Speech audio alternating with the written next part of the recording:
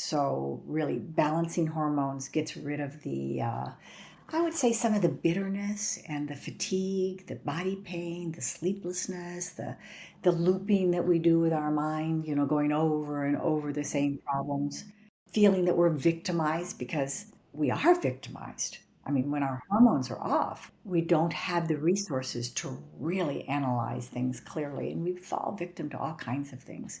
So we don't have to stay in that state.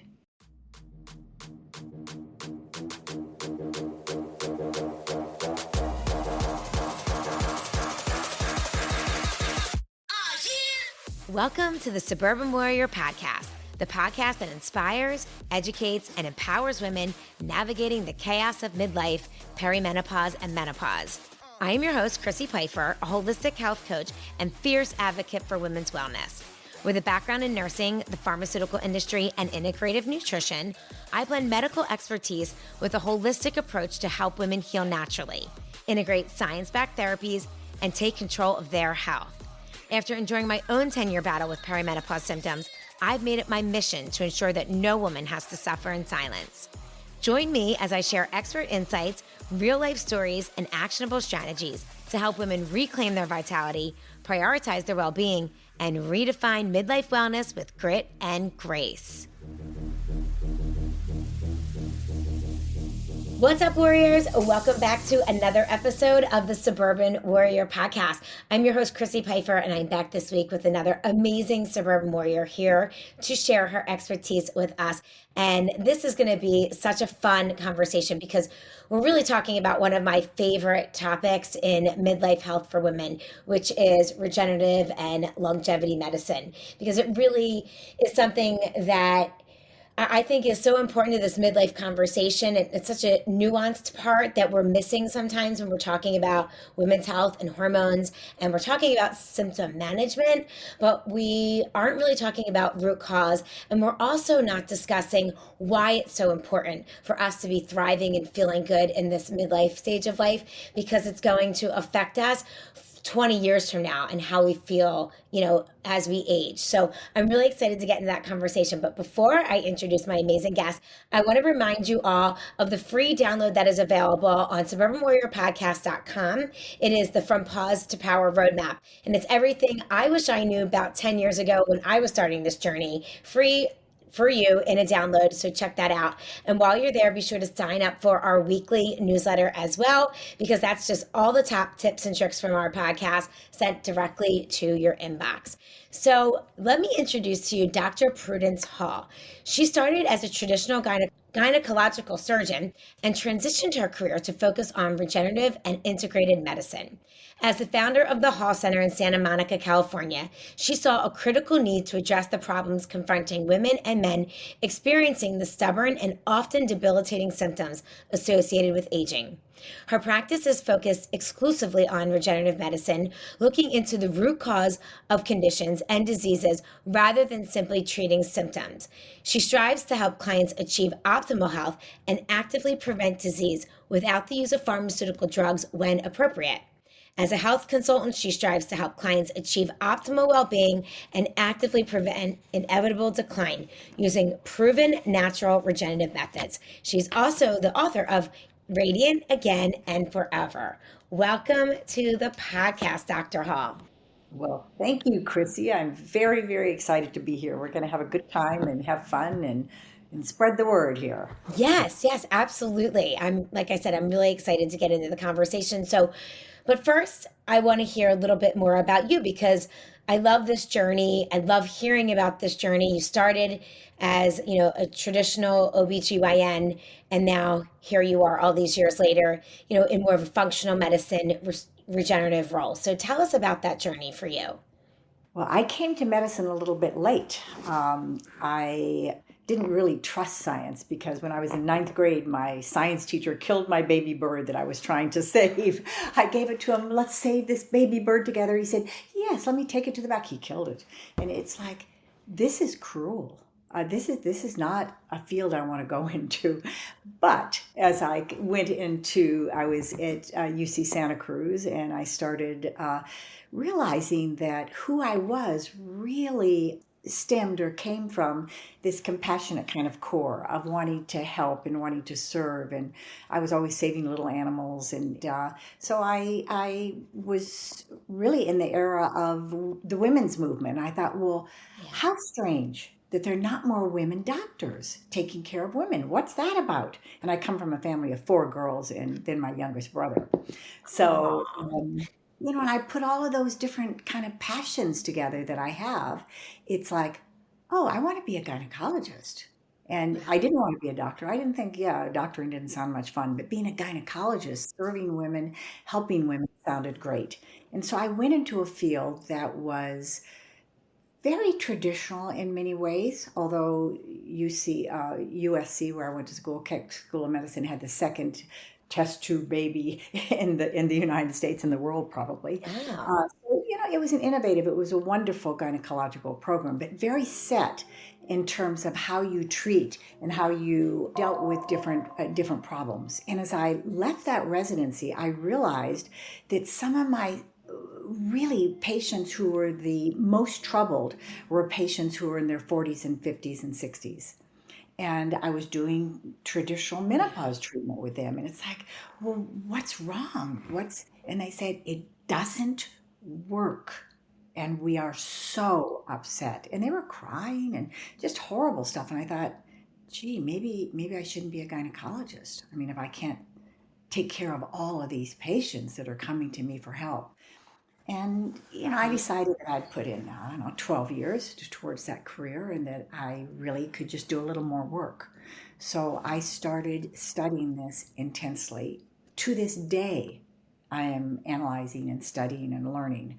And I Yeah. realized traditional medicine is pretty rigid, like one disease, one solution. And I said, but menopause has lots of core root causes. I mean, there's lifestyle, lack of sleep, lack of exercise, thinking that is, very negative. There's a lack of these hormones that I wasn't taught much about. There's really a lot of stuff going on here, Yeah. and there's trauma. Definitely, trauma was a big thing that I started addressing with patients and helping them address. And so I started individualizing care with patients. Now, I was a bit of a heretic, frankly. Yeah, Doctor, absolutely. Because what time frame are we talking about? Is this like in the 90s, early 2000s, like no, I graduated my 80s? Okay, yeah. So, in yeah. 82, and I was going to Europe. I had been going back and forth to Europe because I was married to a Frenchman at the time, and I Okay. ended up bringing bioidentical hormones back from France. Uh, Wow. and women love them, Chrissy. They, I bet they did. Amazing. Like life-saving, right? yeah, in the Premarin pregnant mare's urine. Yeah. It was a good try. Yeah. It was a good try, but and actually, when you look at all the data that came out from the Women's Health Initiative and at that early point in 2001, Yeah. really Premarin did decrease breast cancer all across the board. Yeah. But there was a Provera, was a synthetic progesterone that increased breast cancer. So at that point, this is years after I'd been not using Premarin, that I had Right. not been using Provera. All across the United States and the world, it was like hormones hurt your health. They Yeah. cause dementia, heart disease, strokes, breast cancer. And my entire young career, I was trying to correct that. Come on, Yeah. no, no, no. It helps decrease all of these core chronic diseases that we can develop. And as I became more adamant about, but let's look at the data. Come on, look Right. at the data. We don't need to use bioidentical hormones just for bone density Right. preservation and for symptom control, but really most of the chronic diseases that we develop as we age are related to in some way to hormone abnormalities. Less optimized hormones, old hormones, kind of like having Right. old software. Our software Right. gets old, it gets corrupted. Same thing happens to the body. And that's when I met Jeff Bland, probably at Okay. 2000, 2002, 3, something like that. And he's the father of functional medicine. And that changed my world, Chrissy. It just, Okay. I started just looking at detoxification, looking at stress in detail, and my life changed. Bringing in acupuncturists and all kinds of people, integrated therapies. It Yeah, just changed, and it became a playground for me with so many more tools. I mean, I I was love told, that. if you give a surgeon a knife, they're going to cut. Uh, But if you give Absolutely. a doctor all of these tools to really uncover what's going on in the body, I was in heaven. And I started several big centers at that time and had lots of doctors working with me.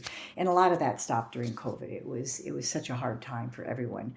But still, that's how I practice medicine, looking at core causes, root causes of what Yeah. causes disease and decline to bring women back to a radiant state and men back to their Yeah. their normal masculine state.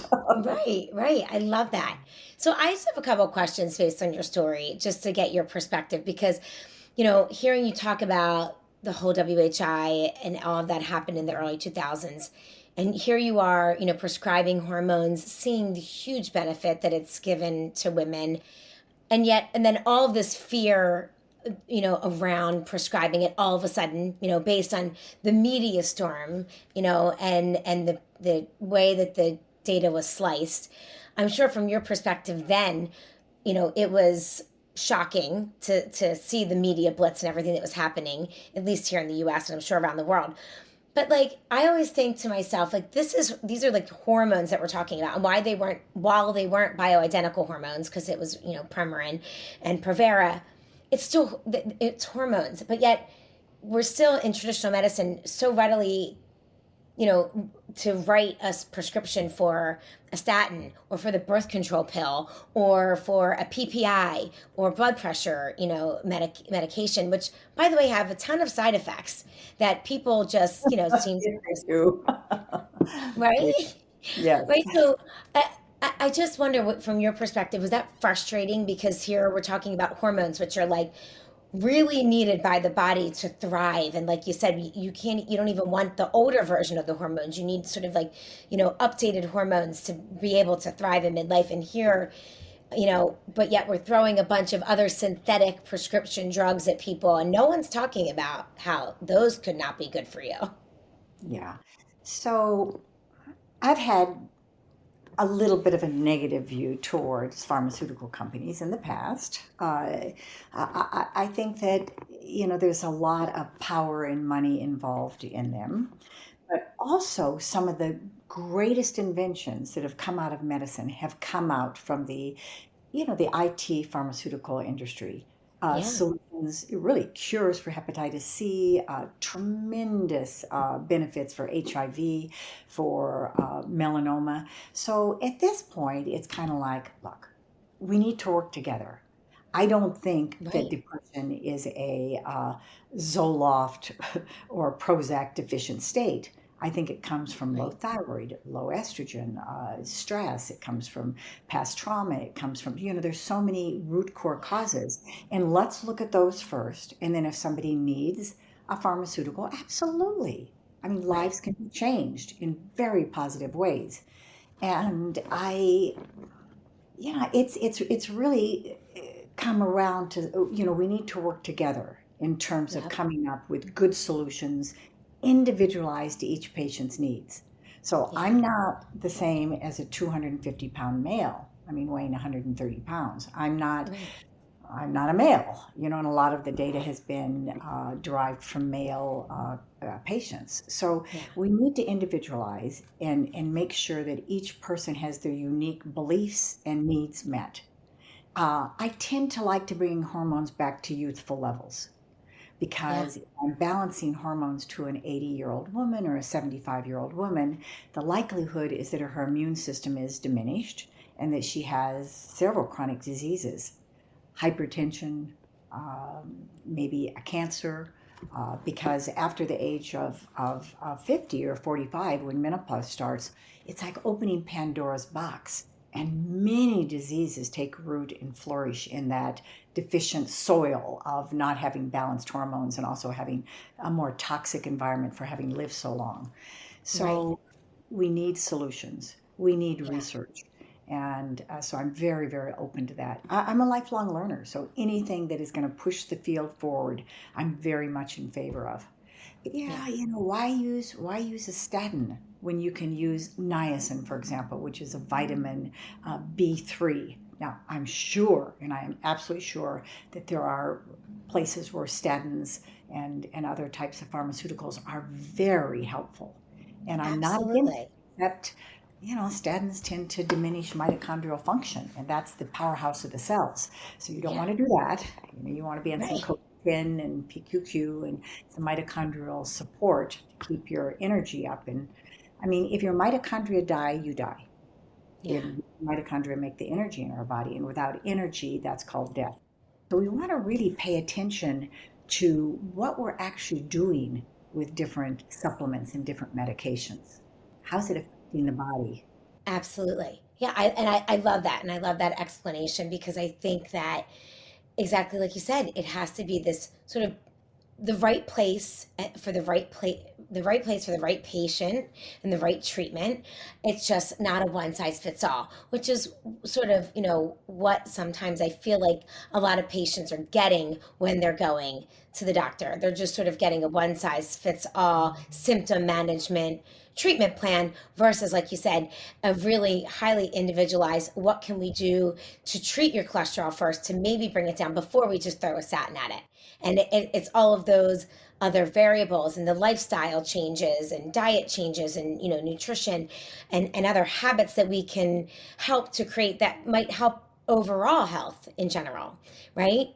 Right. So I want to talk because you mentioned when you were talking about this that the soil isn't healthy anymore, right? So like during this time in midlife, we really start to, I think, understand more and more that our bodies are probably chronically inflamed. We have gut health issues going on. We're not able to absorb all the nutrients that we need to, or we're not consuming all the nutrients we need to. Talk to me a little bit about that and sort of what you see in your practice, especially for women in midlife. Are they coming to you in that inflamed state, in that, Mhm. gut health, microbiome needs an overhaul type of thing? That's a very, very important piece of this conversation. Right. So when estrogen is low, inflammation is high. And also when estrogen is low, blood sugar is high. And I measure Yep. this called the hemoglobin A1C that looks Hmm. at 4 months of sugar damage. So it's a long-term marker for how is the sugar in your body affecting your cells. Now, some people can eat lots of sugar and carbohydrates like pasta, rice, cereals, breads, things like that, and they can have very low damage. But other people can eat almost none and have enormous damage.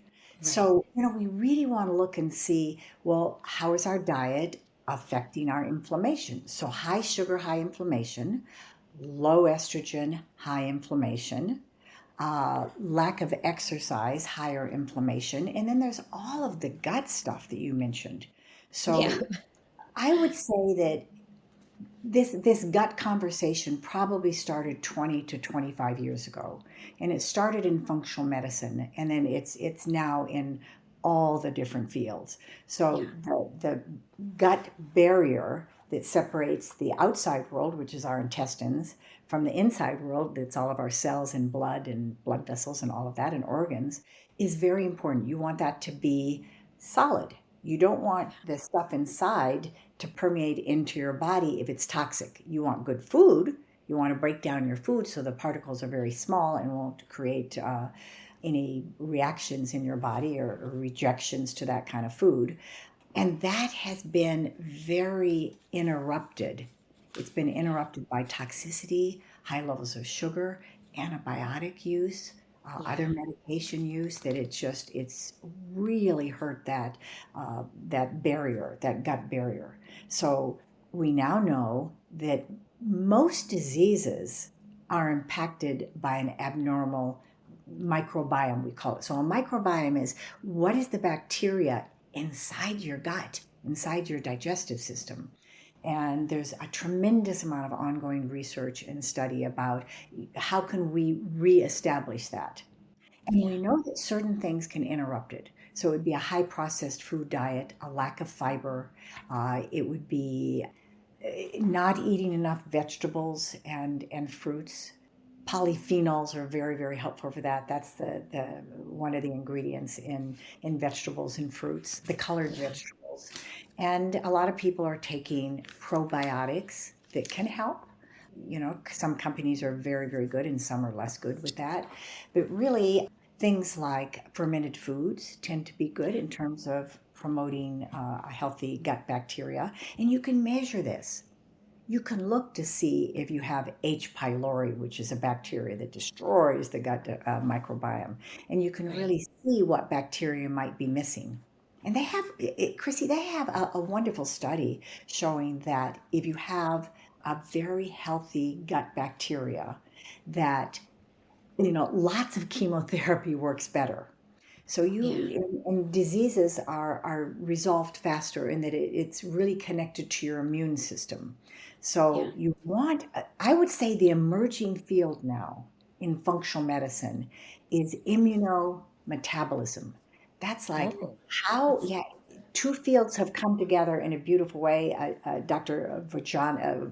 Vodani in Los Angeles, I would say, is at the top of this field. But really looking at your immune system and looking at all the ways that immunology can be destroyed by bacteria, by improper diet, by lifestyle, by viruses are particularly important, by the gut barrier, the microbiome in your gut. So this yeah. is an emerging field, very, very important. And when it's healthy, when it's not in decline, then you can live another 15 healthy years. And Yeah. that's pretty established. So that along with hormonal balance, optimizing hormones, lifestyle, sleep, 8 hours, 9 hours, we really need that to regenerate. We Yeah. we can attain health. It's absolutely within our risk, little warriors out there. It really is. And that's why I asked about it because I think that I said this in the intro, but when we talk about women's health and midlife, I think most people's minds go right to hormone and HRT, you know, hormone replacement therapy, which I think is absolutely wonderful. And as we spoke earlier, it's so important to balance those hormones. But I think that's one piece of the puzzle, right? And because all of these other things like your gut microbiome, looking at it at the cellular level, what is going to affect our mitochondria, looking at insulin resistance and glucose, all of these things that can drive inflammation in our bodies and wreak havoc elsewhere. Like if you can throw all the estradiol patches and progesterone on all you want, but you're not if you're not planting in a healthy soil, you're just sort of putting a patch on, for lack of a better word. So I think it's so important. And I'm sure from a regenerative medicine standpoint, when looking at longevity, it's so important to look at these things because that's really what's going to help us thrive when we have that healthy soil. And talking about sleep, like, oh, let's get 8 to 9 hours of sleep. That's not sexy, right? It's not selling a product. I mean, maybe it's selling magnesium or some sleep products, but it's not as sexy as talking about other things that help, that can help women Depends on relieve what their you're doing symptoms, right? before you Yeah, sleep. yeah, yeah, exactly. And what helps you get to bed at night? What helps you Hard get to to say. sleep? So, let me ask you this from a regenerative medicine perspective. What do you think are maybe some of the top things that are the most important for women in midlife to be addressing? So the first thing is lifestyle. So eating an anti-inflammatory diet that has decreased sugar or no sugar would be even better. Decreased gluten, decreased dairy. Now this is individualized towards each person, but some people are very intolerant to nightshade. Some people are Yeah, intolerant to eggs. So really to kind of do an elimination diet where you take your full diet and you say, okay, we're going to get rid of gluten, dairy, that would be cheese and all dairy products, eggs, nightshade, soy, and let's see how I feel in terms of the inflammation. And then let's say after a couple of weeks of being on this diet, which is a pretty restricted diet, you say, okay, we're going to add the gluten back. And then you see how you feel. Yeah. And if you feel inflamed and gut bloating and body pain, then you say, okay, I must be less tolerant of that. So I'll eat it just Yeah. once in a while. And then you say, okay, well, what about dairy? And you take that out for 3 or 4 days and you see how you do. Then you put it back. I mean, it's already out of the diet, but you put it back to see how you feel about that. So that's Right. called an Right. elimination diet, classical functional medicine diet, where you remove and then put back things to see how you feel. So that's something that anyone can do to decrease inflammation. Another Right. thing is to be aware of all the past trauma that we've had. And I've done quite extensive work with Love that, that. with Hazel Carter and other people, really looking at, well, medical school and seeing all of that trauma and pain and misery that I was exposed to was Yeah. really traumatic. And also when my little frogs died when I was 5 years old due to, not my fault, but, that was Right. very traumatic. Chrissy, I mourned that for years. I'm sure. I'm sure.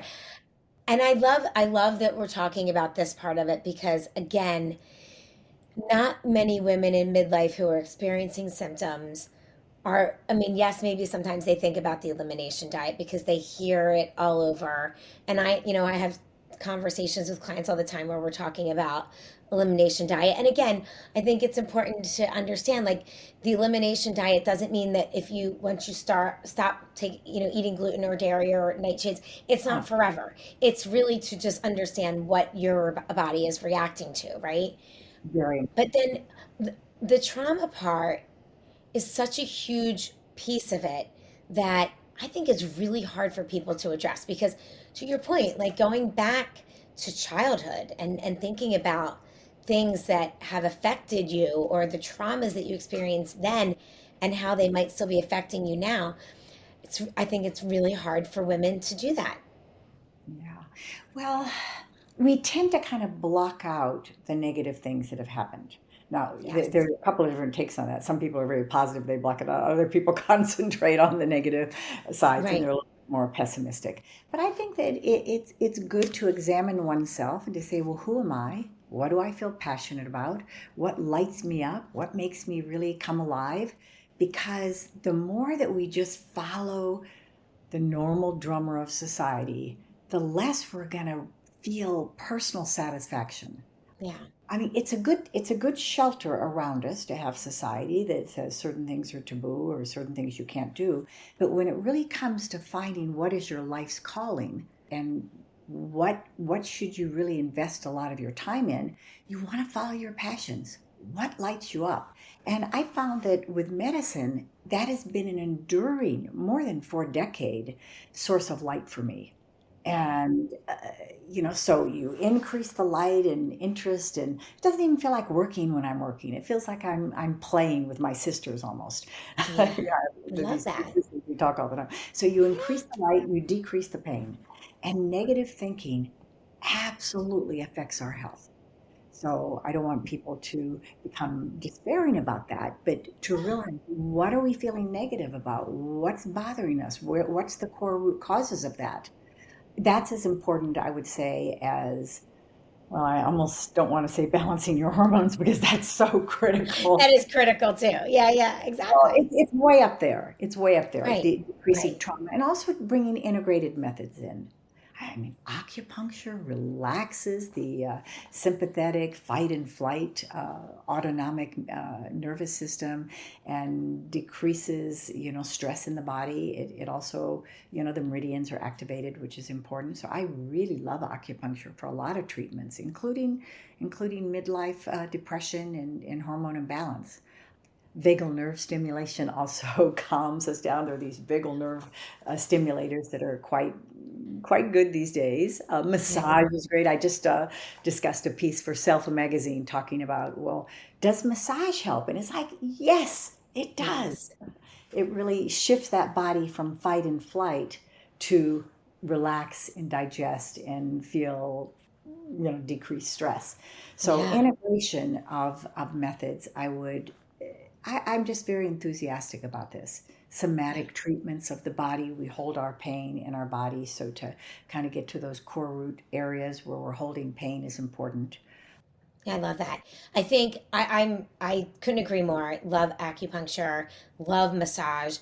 I even just recently for myself, I feel like when I was younger, anytime I would get a massage, it felt so indulgent. Like, oh gosh, I'm getting a massage. It's so indulgent. But now it's like part of my wellness routine, to get a massage once or twice a month because I really feel like, especially because I'm working out so much and I'm lifting, Right. not only does it relax me, but I feel like it's healthier for my muscles to keep things moving. And, so for me, but I had to shift that perspective that it was overindulgent self-care. Now it's wellness. And so now I don't feel now that I'm just calling it something different, I'm like, yep, absolutely book it. I'm doing it. That's an important point. We tend to give, as women, we tend to give to others and not give to Yep. ourselves. And we don't Yeah. want that well of self knowledge and love and energy to become dry because then we have much less to give. So Right. receiving, being receptive to the gifts and the lovely things that people do for us, I think that's very important. And that's a part of growing older is learning, at least for me, it's been growing older and realizing the joy that I have in giving. And do I really want to deny somebody else that great Yeah. joy of giving to me? So it's, that's a piece of the flow between people because when you look at your life, yeah, a good life is really having good friends or good family members or being in service to other people and that nice flow of give and take. And Chrissy, when a woman is menopausal, that doesn't happen so much. We become Yeah. closed. Isolation is one of the symptoms that arises in menopause. Kind of like Yeah. the witch. She doesn't have the energy to clean the house and she's doesn't take care of herself and she scares everybody away. So that's kind of like end stage heart disease, but for menopause, where we're isolated and alone. We do not, that is not healthy. As humans, we need other people. So, really, balancing hormones gets rid of I would say, some of the bitterness and the fatigue, the body pain, the sleeplessness, the looping that we do with our mind, going over and over the Oh same yeah. problems, Yeah. feeling that we're victimized because we are victimized. I mean, when Yeah. our hormones are off, we don't have the resources to really analyze things clearly, and we fall victim to all kinds of things. Yeah. So we don't have to stay in that state. That state we No. come out of as quickly as we possibly can because we lose a significant amount of bone loss. I mean, really in the first 3 years of menopause. Yeah. Oh, yeah.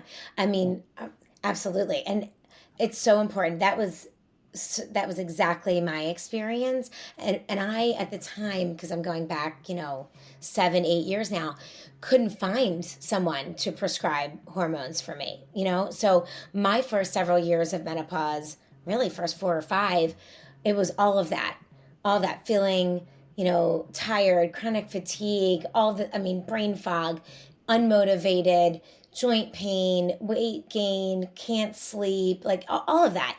And then trying to function though to in the world and look normal, but without hormones. And then finally found a trusted provider who could prescribe hormones for me, and it was like night and day. But then got my first DEXA scan, and I'm osteopenic, which is not surprising because my first really 5 years, not of menopause, but of perimenopause. But I was just so low on estrogen and losing bone, but couldn't find anyone to prescribe those hormones. So I think just replacing those hormones is so important once you start to feel those symptoms. And I was seeing every specialist on the planet for all of those symptoms, but no one was identifying perimenopause as the cause, which is, the problem, and why I hope this podcast and these messages reach so many women in their late 30s and early 40s so that when they're experiencing joint pain or chronic fatigue or gut health issues or heart palpitations or sleep disturbances or the list goes on and on, they Yeah. can maybe understand themselves that it might be the start of some estrogen deficiencies or Absolutely. chaos of their hormones. I cannot tell you how many patients I see who are 35, 37, 39, who have all the symptoms of menopause, including you mentioned the heart palpitations. That's a Yeah. classic symptom, as is obsessive compulsive behavior. That was Yes. one of Yes. mine. I was Yeah. like, Yeah. must be there. This should not be over there. I was Right. becoming really compulsive. It's like, what is going on And that here? was like a new onset thing for you, right? Like Yeah, you hadn't been that way yeah. before, and then all of a sudden it came on. Yes, and Yes. also gut issues. I Yes. wasn't aware. Now Same.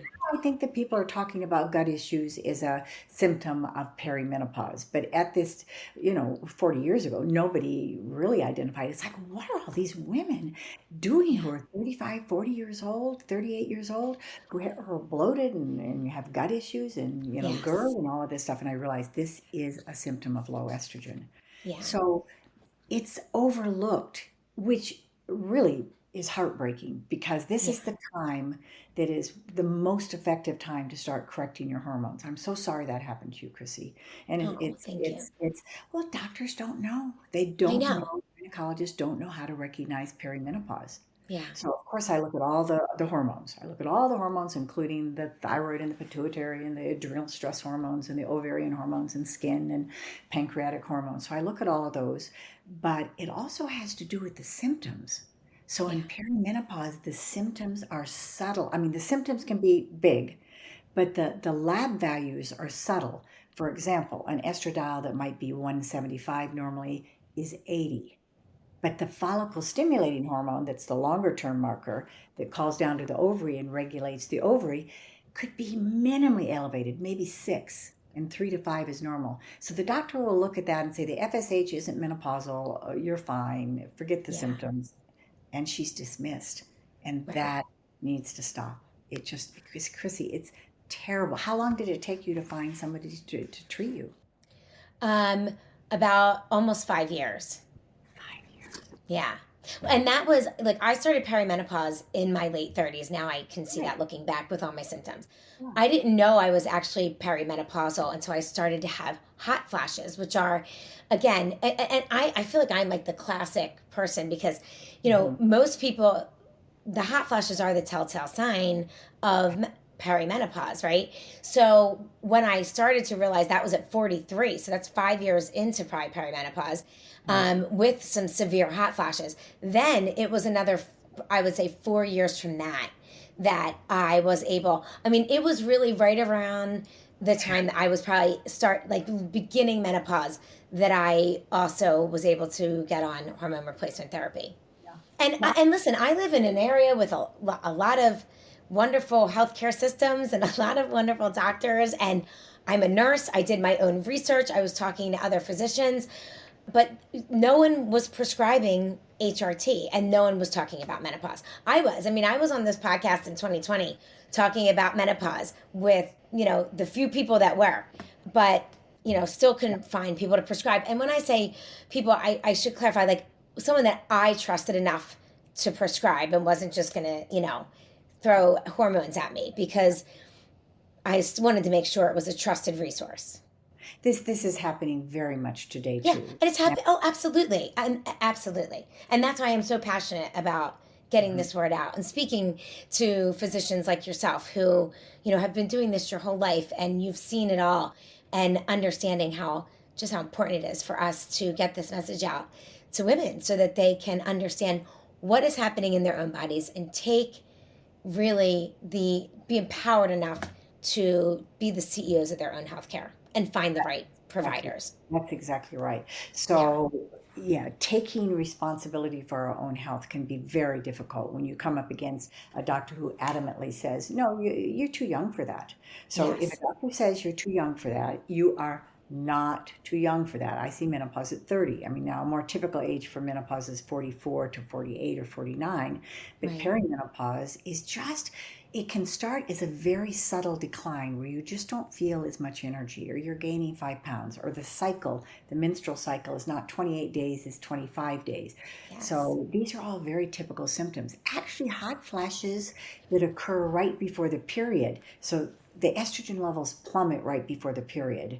And that will be the time that women in perimenopause would experience more hot flashes. But when women come to me, let's say at 53 or something, and I see that they're deep in menopause and they say, I can't possibly be in menopause because I don't have hot flashes. To myself, I'm saying that's because your adrenals are very burned out. Yeah. And then, of course, I'm able to explain to her a little bit later in the conversation that adrenals are so important and that you don't have hot flashes unless your adrenals are pretty healthy. And in menopause, the adrenals are our stress hormones. Yeah. So menopause is a very, very stressful situation, and life is pretty stressful, frankly. Yeah. A lot of women It in is. menopause, they still have kids who are teenagers or in middle school and are running around and they don't have time for themselves and they aren't Yep. sleeping enough. And so it's a time that really we want to take, I would say, kind of, I'm not sure exactly what the word is, but we want to really look at ourselves and say, what is not optimal? What has changed? And Yeah. then present that to the doctor. And if you have hot flashes, okay, well, a doctor is more likely to listen to that. Even if you have regular periods, every 28, 30 days, or maybe a little bit shorter, or an occasional skip period, let's say, which women can do at any age, you can still be fully in menopause. So Yeah. many women say, well, I can't possibly be in menopause because my periods are regular. It's like, well, your follicle stimulating hormone is 80, and above 20 means you're in menopause. And the higher that is, the deeper in menopause you are. Yeah. So, and don't let anyone put you on the birth control pill as a treatment for perimenopause. I've measured hundreds and hundreds and hundreds, thousands actually, of women in perimenopause on the birth control, and it's 16, 18 on the birth control pill. And it's not good for our hormones. It doesn't replace and Let's help talk our. about that a little bit because whew, this is a topic that I love Mhm. discussing because so many people are on the birth control pill, right? From teenagers for acne up until, and many perimenopausal women are going to their OBGYNs and getting prescribed the pill because their OB-GYNs are not putting them on menopausal hormone therapy. Right. So, I mean, it's just mind blowing. But tell me why you think they should not be on the pill. Well, the proof is in the science, and I've measured actually thousands of women who are on the birth control pill. It's not hundred, I mean, it's hundreds and hundreds and hundreds, into the Yeah. thousands now. And what I find is that their hormones look as though they're menopausal, except the follicle stimulating pituitary hormone is low. And in menopause, it would be high. But I see estradiol levels that are 7, 10, 15 when they should be 150, 175, 200. I see testosterone levels that are very low. Also, the adrenal hormones start to become shaky and diminished because when estrogen is low, the stress is higher. And Yeah. stress is all modulated through the adrenal glands that sit right on top of the kidneys. So I find some women who have good hormones on the pill, Yeah. and those those women tend not to have symptoms. But when women come in and say, I've gained 5 pounds and I'm just more tired and I don't know why I'm feeling so down, and yeah, I'm sometimes feeling good, kind of, but yeah, I feel so much more down. I'm thinking, should I have an antidepressant? And I look at her levels, and her estradiol level is 7. Yeah. Now, And low estrogen causes all of those symptoms, whether it's natural or induced by the pill. induced by That's the the pill. pill that is suppressing our own natural estrogens, and we're given a non-bioidentical estrogen in the pill and non-bioidentical progesterone also in the pill. Right. So, So just for our listeners so they understand, when you're taking the birth control pill, you're getting a synthetic version of estrogen at a very high dose, like much higher than like menopausal hormone replacement therapy, correct? well, it's a hormone that suppresses our own hormones. Okay. It's like a form of estrogen that is Connection suppressing our between the natural brain. Yeah, estrogen. cut off the connection between the brain and the ovary. So the ovary stops ovulating, and we're making our hormones through ovulation and through the eggs that we have, and it Right. and it just cuts that connection off. So the body can't respond by increasing ovarian function, when it just doesn't. There's not that connection there. And the thing that worries me is that some women take years to come back after the pill. Now, some women come back within a couple of cycles, and I don't want women to be scared, but I Right. do deal with those patients who are saying, yeah, I was on the pill for 15 years, and I look at their hormones and they're very, very, it's like the brain ovarian connection hasn't kind of reconnected again. And so there are ways, naturopathic ways that can help with that. Yeah. Pregnancy prep is one of them, which is very helpful. So, we can use lots of different methods to reconnect the brain. But there are other great methods of birth control. I mean, Yeah. the IUD, the Paragard especially is good, and there's all kinds of the Daisy is a method for looking at your basal body temperature and tells you Yeah. when you're ovulating. So it's great for women trying to get pregnant too. So there Yeah. are other methods. Condoms works very well. The morning after pill in case Yeah. condom breaks. There's just, I wanted to, since you brought up the birth control pill, I wanted to talk a little bit more in depth about it just because, and again, just like we spoke earlier, the pill is a wonderful medicine and tool for some, but I do think that it is just prescribed so much and not and without the education behind it. Right. And that's the part I think once, if women choose after they understand what's happening in their bodies and how it's going to affect them and how it's going to work, that's their choice. But again, it's knowledge that we're not getting, especially as young women, being prescribed the pill. So thank you for talking about that a little bit further, just to give a little bit more explanation as to why the estrogen in the pill is a lot different than menopausal hormone therapy. Okay, I want to talk real quick about, so from a regenerative medicine standpoint, besides balancing hormones, which we know is extremely important, and gut microbiome and reducing inflammation and all of that, are there any supplements? Obviously, I know everybody's individual Yeah. and you have to look at blood work sometimes, but are there any supplements that you think are just so important for people in midlife, especially women that you like? Oh, yes. So you can look at different categories. You can look at the mitochondrial support. That would be Mm. CoQ10, 100, Hmm. 200 milligrams. It's about a milligram per body weight. So I take 200 to 300 milligrams of that every day. And then Okay. PQQ is another way to help maintain mitochondrial function. What So is it? PQQ. Oh, PQQ. Okay. About Okay. 20 milligrams, good dose, 10 to 20 milligrams. So Okay. those really help the powerhouses. It's like, you have a factory and you have the engine. So Yeah. this engine of thousands of engines of our bodies in every cell to keep that cell healthy. So you look at those and then you look at muscle building things. I would say Yeah. one of the newer ones is creatine. Creatine. I take Yeah. 10 milligrams of creatine every day. The first five Okay. go to the muscles, and I'm working out with weights and all kinds of stuff. And the Yeah. second 10 or the second five hopefully goes to the brain because the Oh, brain is very, very susceptible to creatine. But if now, I mean, that's kind of changed. It used to be, well, five was fine, and now it's more like 10. So the yeah. brain, I am taking 5, so now I guess I need to up it. that along with testosterone, DHEA, and estradiol in menopause really Yeah. builds muscles for menopausal women. Then I Yeah. look at the anti-inflammatories, and turmeric curcumin is a good one. There are all kinds of supplements that mix together things like, Yeah. well, I mean, there's so many different ones to mention, but inflammatone, for example, is a good one that Designs for Health makes. Okay. You can have something as simple as vitamin C, for example. Melatonin actually is a good anti-inflammatory hormone, and that's a Okay. brain hormone. But some type of anti-inflammatory. So I take curcumin, and then I take a couple of other combined combinations to decrease inflammation. And Yeah. then you look at the gut. What are the good supplements for the gut? And really, Yeah. it's eliminating more than adding. But you Okay. want to, I would say, eliminating, the gluten, the dairy, those things that might be intolerant and very specific to each individual person. Maybe adding in some digestive enzymes. That's helpful. Yeah. Maybe adding probiotics. I think that that's just pretty basic in terms of helping the gut. Elimination plus adding things back and giving yourself time to digest.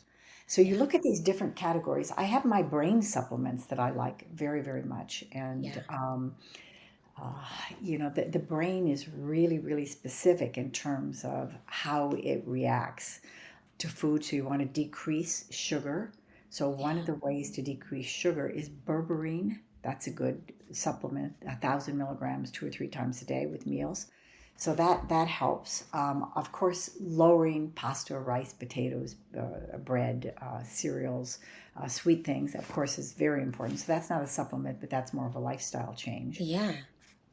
It's so you look at those kinds of Yeah. categories, and What I'm about those are I love that. I love that you broke it down by category 'cause it makes it really easy to sort of digest.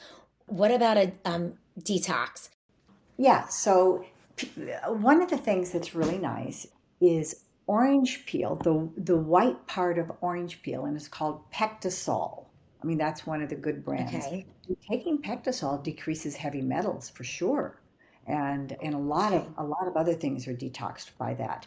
Yeah. Viruses are a big impact, a big impact on the body. So you want to look at things like cytomegalovirus, Epstein-Barr. You want to look at the herpes 1 and 2. You want to look at the herpes 6 virus. And there's been a big resurgence of the herpes 6, and that's what caused scarlet fever and things like that in kids. But there's been a Mm, big resurgence of the herpes 6 virus, wow. probably due to COVID. Yeah. Mine reemerged after COVID. And so I went on an antiviral that's a very, very good antiviral, and it's going to be gone soon. But viruses, you want to get checked for that. You want to get checked for toxicity.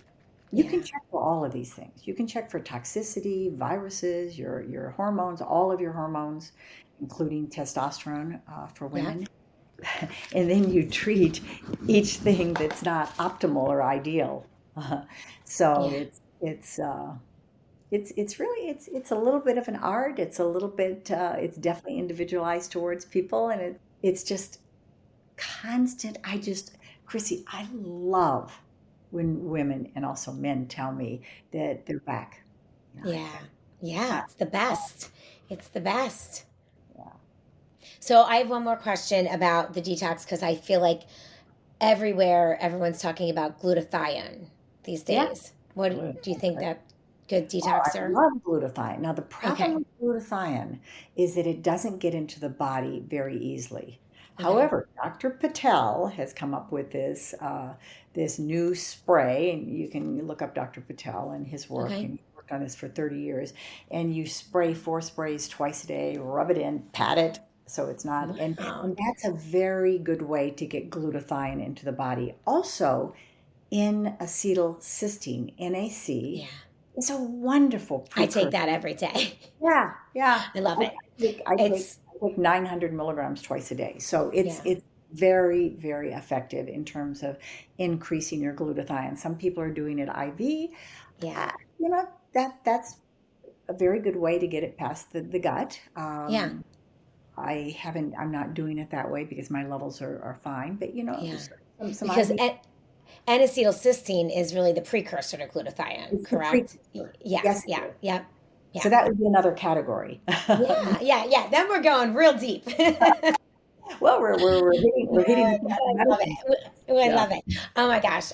Prudence, I could talk to you all day. You are such a wealth of knowledge and just your passion and your spirit for what you do. I can feel your energy, just through our video call here. And it's just so wonderful. And everything that you're doing for women's health and men as well, in regenerative medicine. But it is really just you've been a pioneer in this industry for so long, and it's so wonderful to see how passionate you are about it, how many people you are helping, and I'm so grateful that you joined us on the podcast today to share all this amazing information. So thank you. Well, thank you, Chrissy. And Yeah. it is such a joy to be part of spreading the message with you too. Oh, thank you. Each person can spread the message. Yeah. And to have more and more people talking about this like you're doing is just incredible because you reach a certain segment, other people reach a certain segment, Yeah. and we become, the kind of this joyous cosmology is, Absolutely. said. And I Yeah. love it. I love it. Like you're on the West Coast, I'm here on the East Coast. Like, it's, all over. It's like it's the conversation that is happening worldwide. But I love getting, all these different perspectives, but it's all the same message that we're trying to get out, which is really wonderful.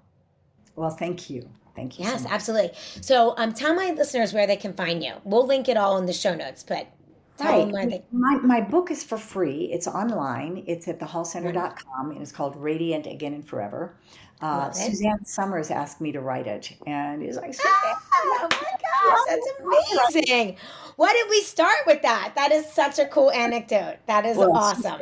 she said, I'm sorry, Prudence, but you're writing this book. I've already written 5 books and I put you in a bunch of them. So you're writing this book. I said, oh, Suzanne, what should I do? She said, each chapter is a different patient with a different symptom. So Oh, I start love with that. menopause. And so I used a real menopausal patient. They came into my consult room and I really explained it through her view and what we did together. And the second one was perimenopause. Then there was thyroid. And she said, and if you do it, I'll write the forward. Oh, And it's like, that's oh, amazing. How okay, I'll wonderful. do it. So I give it away for free. Just go to the website and put your email in, and it'll download to your book. Unfortunately, all my books burned in the fire. I lost my house in the Palisades fire, Oh but my God, it I'm is so in sorry. perpetuity on my website, so you can get it for free. And Okay. yeah, and thehallcenter.com. And I see patients. I see about 2 new patients a day, and I love it. And my goal is to get people all squared away, so I don't have to see them quite so intensely as I do in the beginning. Right. And Love that. it's like riding a bicycle for me now. I love it and it's fun and relaxing, and so thank you for letting me Yes, thank you. through your Thank piece. you so much. Oh my gosh, I'm so excited. Excited to read your book now. I mean, I wanted to read it before, but now that I know Suzanne Summers asked you to write it, that's just so fun and so amazing. I always loved her. Oh, She's Chrissy from Three's Company. I goddess, mean, goddess. you know. Really love So, thank you so much for joining us today. And, guys, thank you for listening to the podcast. Please let us know what you think of this episode. Drop us a comment, leave a review, and be sure to follow Suburban Warrior Podcast so you don't miss any future episodes. And we'll be back next week with another amazing Suburban Warrior here to share her story with you. Till then, we'll talk to you next week.